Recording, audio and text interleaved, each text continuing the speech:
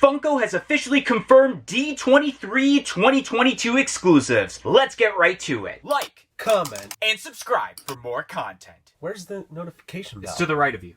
Oh.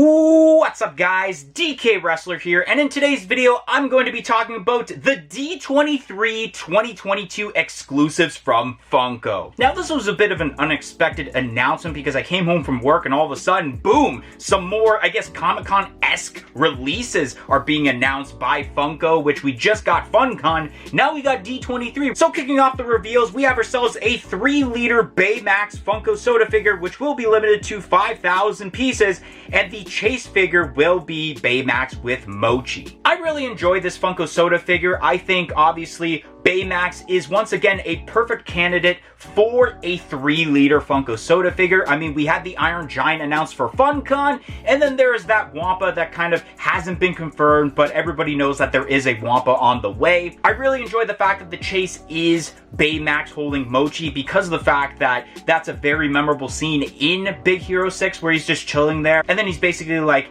"Harry baby," and I don't remember if it was just him saying that or it was in song form, but I really do enjoy that for the Chase, and I think this is going to be a huge, I guess, money grab for people wanting to get multiples of these, even though I believe that these are retailing, I believe, $40 US, so it's a little bit pricey, but well worth the price. Next up, we have ourselves Jiminy Cricket on Leaf from Pinocchio. Now, this is a pretty interesting looking pop. I think that the detail is really cool on this Funko Pop where he is standing on the leaf, and you can have a little bit of a water base going on where it's in the shape of a circle, but you also have the detail of the leaf on top of it to make it a little bit extra for the base, and I really do enjoy this. This is very much perfect timing because I believe, if I'm not mistaken, the day that the D3 exclusives are going to be released, which I believe will be obviously day 1 of D3, which is September 9th, is, I'm pretty sure, the day that the Pinocchio Disney Plus series actually releases. So talk about perfect timing on Funko's part once again on a release of a Funko Pop, and I think there'll be a decent amount of people that'll actually want to go and get this Funko Pop. Next up, we have ourselves Lucifer from Cinderella. Now, I really enjoy the way that this looks. The overall detail of Lucifer is really cool with the black fur, and especially the fur that isn't white. It's more of like a darker color, like if it was dirty. And the one thing I really do enjoy about this Funko Pop is the green eyes. I don't remember there being Funko Pops that would have green eyes on them. I mean, you've had Funko Pops with white eyes when you have this kind of colorway as the main colorway of a Funko Pop. You've seen black eyes, you've even seen orange eyes on more of the villain-esque characters, but to have green eyes on the Funko Pop is really cool. You got a mouth added to it, which I like that attention to detail, and especially the detail of, I can't exactly remember what he has at the bottom of his paw there, but it's a nice attention to detail as terms to Lucifer. And once again, because it's kind of like not a character that you really think of when you think of Cinderella, and it's something different from getting an abundance of Cinderella Pops, I think a lot of people will be getting this for their Disney collection. Next up, we have a Funko soda of Frozone from Disney Pixar's The Incredibles, which this will be limited to 7,500 pieces,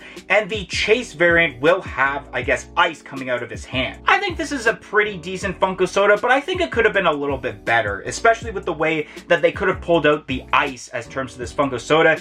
They could have made it maybe a little bit of a base where maybe it's going around him or something, or even they could have pulled off maybe a like blue glitter translucent Chase like they've done with like Chilly Willy and the Doctor Strange Chase to kind of show more of that Frozen-esque like specification there and the superpower involved for Frozone. I think it could have been a little bit better because all they really did was just add a little piece of ice to it, and I feel like that's okay, but it definitely could have been better. And I think even making the whole Funko soda for the Chase being that kind of blue translucent color, like I mentioned, I think would have been a little bit better, and I would have been more okay with that instead of just adding an extra piece. Next up, we have ourselves Devil Kronk from The Emperor's New Groove. This is a really cool pop. We were expecting this pop to be released soon because we had the Angel Kronk announced for WonderCon a couple of months ago, and we thought that this was going to be released for San Diego Comic-Con, but that didn't happen. And I think my co-host MD Shady had actually predicted this for the Emerald City Comic Con, or ended up being FunCon reveals, but that never ended up being confirmed. So I guess this is why we haven't gotten it until now, is because it was being saved for D23. And I think this looks really cool. I love the detail with him holding the kind of devil scepter, and you got the horns with the different posing that he's got. I still wish, though, that this was just in a 2-pack with the Angel Kronk instead of just being separate pops from the Angel Kronk from WonderCon. Next up, we have ourselves Lab Kronk from Emperor's New Groove in Funko Soda form, which this is going to be limited to 10,000 pieces, in which the Chase version is glow in the dark. Now, in my opinion, I do like this Funko Soda more as terms to the Emperor's New Groove Funko Sodas than I do with the Yzma, because even though the Yzma, yes, she did have the vial as terms to the Chase figure, and that's how basically this is, except this time they actually added more oomph to the Chase figure by adding glow in the dark to it. But I'm still glad that they ended up making this Funko Soda, considering that, yes, we did get the Yzma Funko Soda exactly like this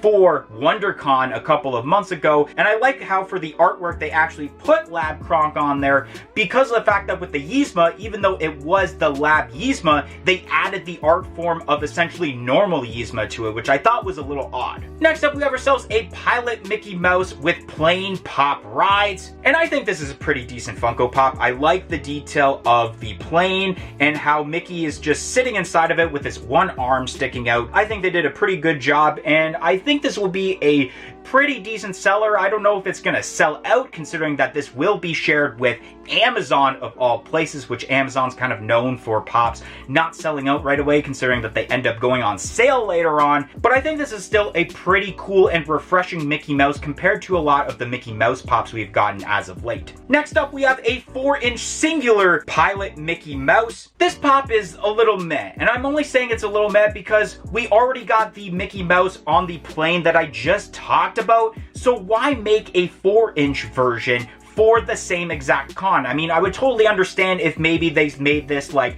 a Disney shop exclusive later on down the line, but to make it essentially a singular pop for the exact same con instead of just saving it for either a normal common or a regular exclusive down the line is just a little weird to me. I feel like more people would want to get the Mickey Mouse on the plain pop rides rather than getting just the regular singular version. Next up, we have a Mickey and Minnie Mouse Fly 2-pack. This 2-pack is pretty decent. I like the whole black and white effect, how it gives off that like retro Mickey and Minnie Mouse vibe here, and how Mickey Mouse is holding the book that says how to fly. I think that's pretty decent.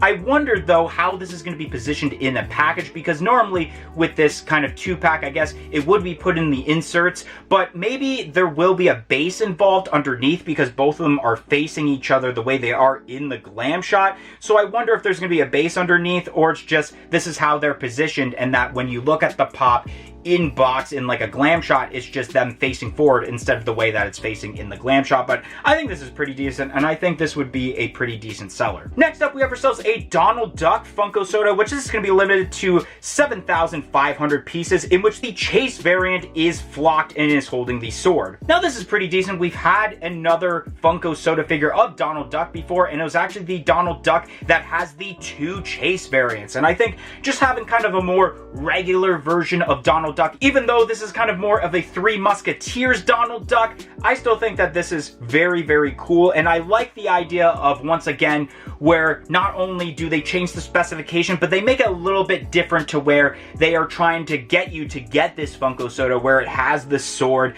and I think that's pretty sweet. I like that idea, and I think this will be one of the more top-selling items as terms to these D23 exclusives. Next up, we have ourselves the PhilharMagic Mickey Mouse, which this will be limited to 15,000 pieces, in which the Chase variant is Diamond Collection. Now, although I'm never really a fan of the Diamond Collection specification for a Funko Pop or a soda, I do like the way that they pulled this off, where not only is it glitter, but they updated the suit to where it is more of a dark blue instead of the black outfit. I think the blue looks really good on PhilharMagic Mickey, and I think it really pops out nicely as terms to the glitter effect on both shadings of blue, and especially on the ears, it looks really nice. And the last exclusive that was announced for D23 is a Mickey Mouse t-shirt, and this t-shirt is pretty decent. Normally, I'm not really a fan of the Funko t-shirts, especially for Comic-Cons, because normally they put a tiny logo on the front and then a huge logo on the back, but in this case, it's looking like that is just a huge logo with the D23 logo with Mickey Mouse